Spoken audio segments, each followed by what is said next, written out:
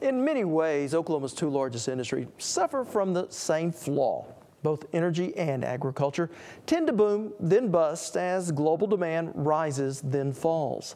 But for those working in our agricultural sector, another variable is always in play, and that's our weather, which is where we begin today.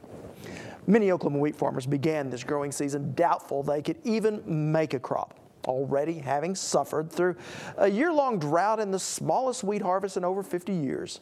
Yet come fall, the rains came and hope grew anew. In fact, for most of Oklahoma wheat country, growing conditions were ideal.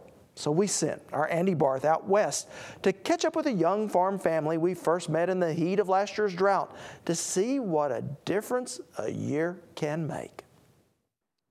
Well, Rob, wheat harvest is well underway in Fairview, Oklahoma, where 1 year ago, the drought took a devastating toll and wheat yields were much lower. With one of the worst harvest years behind them, wheat producers are in the middle of harvesting a bumper crop. And when it started raining this fall, we were all kept waiting for it to quit raining again. You know, it was kind of like everybody's holding their breath. For Jessica Wilcox and her husband Clint, farming side by side can mean long hours inside their combines. But it's welcome work after last year's drought-stricken crop. And we had great planting conditions for the wheat. If the guys that waited a little later, waited until after October to plant, had good conditions. And the wheat just looked great all year. The guys that graze it had great grazing potential, lots of good gain. A lot of people put fungicide down this year for the first time.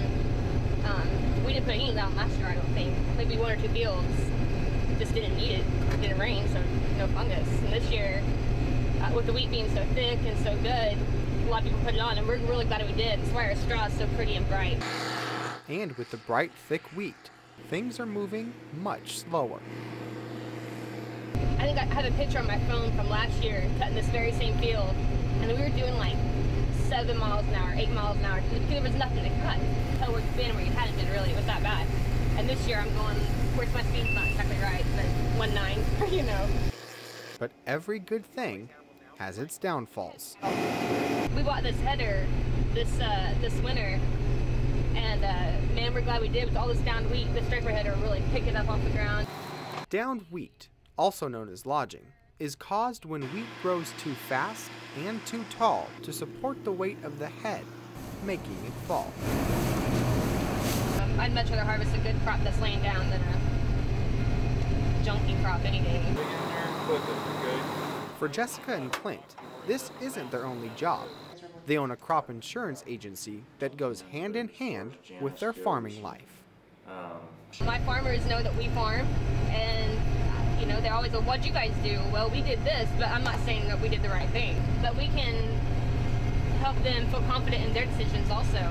Did you say you cut some on some you grazed out? Like big insurance decisions that had to be made after last year's devastating drought.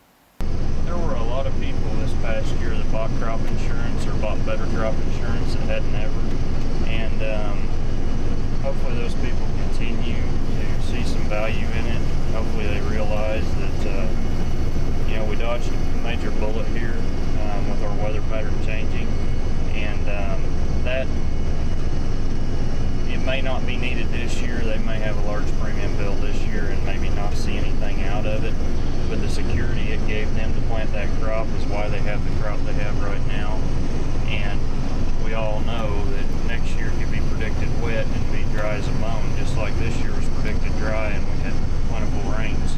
So you know, it's one of those things, it always looks different in hindsight, but for consistency and year in, year out success, it's a pretty important part of the farming industry.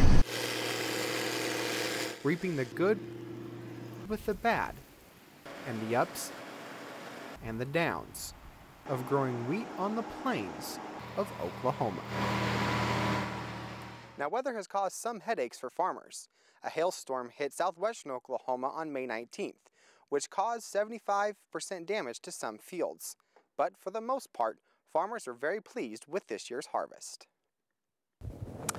Now next week, Andy will head back out west to see how Oklahoma cattle producers are restocking their herds after last year's drought forced many to sell out. And when we return, a look at farm subsidies from another perspective.